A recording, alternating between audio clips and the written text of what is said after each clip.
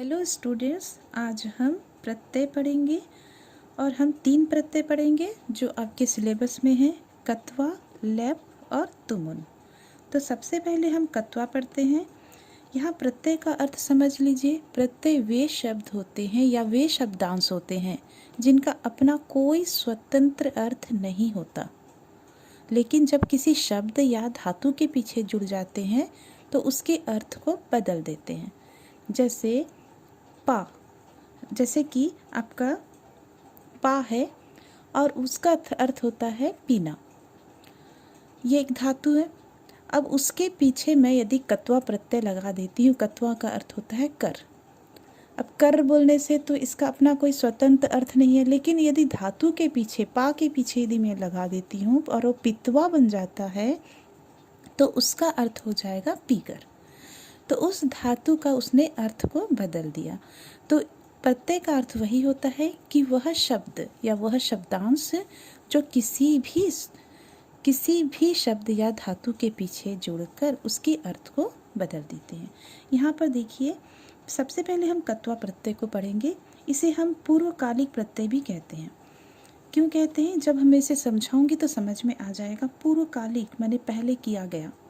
ठीक है। यहाँ देखिए कत्वा, कत्वा में इसका अर्थ होता है कर या फिर करके, दोनों ही अर्थ में होता है। कत्वा में अब देखिए ये क जो है उसका लोप हो जाता है। जब किसी धातु के साथ या शब्द के साथ जुड़ते हैं तो ये क का लोप हो जाता है और जो त्वा है वही शेष रहता है। और ये जो धातु है, ये जो कत्वा प्रत्यय है, ये उन्हीं वाक्यों में प्रयोग होते हैं जहाँ पर दो क्रिया, किसी वाक्य में यदि दो क्रिया का प्रयोग हो रहा है और उन दोनों क्रियाओं में से जो पहले क्रिया जो है वो समाप्त हो जाती है तो उसको बताने के लिए इस धातु का प्रयोग करते हैं। जैसे कि मैं कहती हूँ कि राम बाजार जाकर सब्जी खरीद कर लाता है। बाजार जाकर, है ना। तो यहाँ पर देखो, या फिर और इसका एक छोटा और सेंटेंस ले जाते हैं कि राम पानी पीकर स्कूल जाता है। पानी पीकर, तो यहाँ पर दो क्रिया है, एक पीकर और स्कूल जाना, है ना। तो जाना और पीकर दो क्रिया है। तो पहली वाली जो क्रिया है, जो एक काम उसने खत्म किया, फिर उसके बाद उसने दूसरी क्रिया किया, तो पहली वाली क्रिया को जिसने उसने खत्म किया है उसको उस क्रिया को बताने के लिए उसमें कत्वा प्रत्यय का प्रयोग किया जाता है। तो जिस वाक्य में दो क्रियाओं का प्रयोग होता है, जिसमें पहली क्रिया को समाप्त करके वह दूसरी क्रिया करता है, तो पहली क्रिया में ही कत्वा प्रत्यय लगता है। और जैसे यहाँ पर और एक एग्जाम्पल दिया है, पिता भोजनम खादित्वा कार्यालयम अगच्छत। पिता जो है भोजन खाकर कार्यालय गए। तो यहाँ पर देखिए दो आपके क्रिया दिए हैं, एक है खादित्वा, दूसरा है अगच्छत। तो पहले क्रिया उसने किया, क्या किया? खाकर, फिर उसके बाद वो गया। तो पहले क्रिया खत्म करके दूसरी क्रिया किया, तो ये पूर्वकालिक प्रत्यय है। मैंने उसने पहले जो काम कर लिया है उसके बाद दूसरा काम कर रहा है, तो पहले वाले जो क्रिया को उसने कंप्लीट किया है, तो इसलिए पहले वाले क्रिया में ही कत्वा प्रत्यय लगा, इसलिए इसे पूर्वकालिक प्रत्यय कहते हैं। ठीक है। यहाँ पर हम उसके और भी एग्जाम्पल्स देख लेते हैं। यहाँ देखिए उदाहरण में धाव के साथ यदि कत्वा जुड़ता है तो धावित्व हो जाता है। अब ध्यान से इस एग्जाम्पल को देखेंगे। ठीक है। चल का मतलब चलना, कत्वा जुड़ गया चलित्वा, चलकर। हंस का अर्थ होता है हंसना, कत्वा जुड़ गया हसित्वा हो गया हंसकर। खाद के साथ जुड़ गया है, खादित्वा हो गया है, मतलब खाकर। उसी प्रकार दा के साथ जब कत्वा जुड़ा तो दत्वा हो गया देकर। गम के साथ कत्वा जुड़ा तो बन गया गत्वा।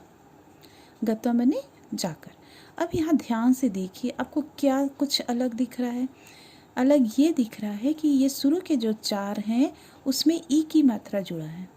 मैंने जब भी कत्वा प्रत्यय जुड़ा तो उसमें क्या हुआ?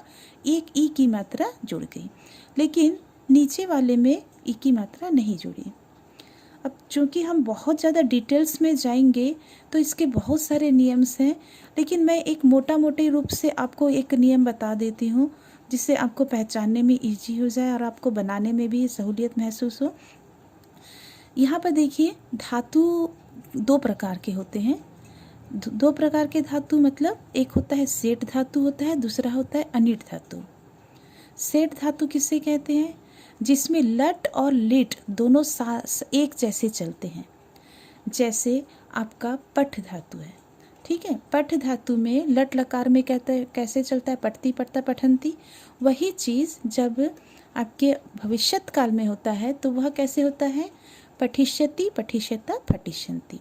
तो दोनों में, लट में और लिट में एक जैसे चलते हैं। तो जिसमें एक जैसे चलते हैं उसको याद रखना, वो सेट में चलते हैं, ठीक है। याद रखने के लिए आप ये ध्यान रखेंगे कि वो सेट में, सेटिंग में चलता है, लट लिट में एक जैसे चलता है। तो वहाँ पर आपको ई का जोड़ देना है, ई प्रत्यय को जोड़ोगे, ई जोड़ोगे उसमें, ठीक है। तो यहाँ पर देखिए ये सब आपके सेठ धातु हैं, ठीक है। इसके साथ सब में ई जुड़ गया है। और एक होता है अनिट धातु। अनिट धातु जिसमें लट और लिट दोनों अलग अलग चलते हैं। जैसे गम धातु, गम को यदि हम लट लकार में पढ़ते हैं तो गच्छति गच्छत गच्छन्ति। अब यही चीज़ जब लिट लकार में पढ़ते हैं तो गमिष्यति गमिष्यत गमिष्यन्ति। तो दोनों में अलग हो गया। तो ये अनिट धातु, ये ई से रहित होते हैं, समझना, इसको समझना। सेठ धातु जो होता है उसमें ई लगाना है और अनिट धातु होते हैं ई से रहित होते हैं, मतलब इसमें ई नहीं लगाना है। और भी इसके बहुत सारे डिटेल्स हैं जिनको मैं बहुत ज़्यादा विस्तार से आपको नहीं बता रही हूँ, क्योंकि बहुत ज़्यादा डिटेल्स आप पढ़ने जाएंगे आप कंफ्यूज हो जाएंगे। जैसे जैसे आप ऊंची क्लास में जाएंगे इसके और भी नियम्स आप पढ़ते जाएंगे। यहाँ पर मैं इन्हें परिभाषित किया है प्रत्यय को, जो मुझे वहाँ सामने करना था। आप इसे नोट डाउन कर लेंगे। ये वही प्रत्यय है जो मैंने अभी थोड़ी देर पहले समझाया कि ये वही शब्दांश, वे शब्द जो जिनका अपना कोई अर्थ नहीं रहता, लेकिन जब किसी शब्द या धातु से जुड़ जाते हैं तो उसके अर्थ को वो बदल देते हैं। ये तो आपका कत्वा प्रत्यय हुआ। उसी प्रकार आपका है लेप प्रत्यय। लेप प्रत्यय, इसका भी अर्थ वही है जैसे कत्वा का अर्थ है ना। लेप प्रत्यय का अर्थ क्या होता है? कर और करके के सेंस में होता है। अंतर कहाँ है ये आगे देखेंगे। ये लेप में यह शेष रहता है, बाकी सबका लोप हो जाता है, ठीक है। जब किसी धातु के साथ जुड़ते हैं तो यह ही जुड़ता है। अब देखिए ये मीनिंग वही है, कर और करके। कत्वा का भी वही मीनिंग है। अंतर कहाँ है? ये जो लेप है उसी धातु में जुड़ेंगे जिस धातु में सामने में उपसर्ग होगा, ठीक है। यहाँ देखिए एग्जाम्पल में नम धातु है, उसके साथ प्र उपसर्ग जुड़ा है, तो इसमें आप लेप जोड़ेंगे, कत्वा नहीं। तो यहाँ पर लेप जुड़ेगा और ये नम का मतलब नमस्कार करना, और यहाँ पर लेप करके के सेंस में होता है तो नमस्कार करके प्रणम्य हो गया। और ये है, यहाँ भी दो क्रिया होने पर पहली क्रिया के लिए प्रयोग किया जाता है। जैसे कि बालः ईश्वरम प्रणम्य पुस्तकम पठति। जो बच्चा है ईश्वर को प्रणाम करके पुस्तक पढ़ता है, तो एक काम को उसने किया उसके बाद वह दूसरे काम को कर रहा है, तो पहली वाली जो क्रिया उसने की है उस क्रिया में ही क्या होगा? लेप प्रत्यय लगेगा। अब इसमें एग्जाम्पल देख लीजिए। यहाँ पर जितने भी धातु दिए हैं सभी धातु के साथ उपसर्ग दिया है और उसी धातु के साथ ही आपका क्या होता है? प्रत्यय जुड़ता है। तो हस के साथ जब प्र हुआ तो प्रहस्य, हंसकर, विहस्य हो गया, वो भी हंसकर, आनीय लेकर, संपूज्य पूजा करके, ठीक है। ये आप आगे प्रैक्टिस करते रहिएगा। जितने एग्जाम्पल्स आप पढ़ते जाएंगे आपको और अधिक क्लियर होता जाएगा। अगला है तुमुन प्रत्यय। इसके अर्थ होते हैं के लिए के सेंस में इसका प्रयोग किया जाता है।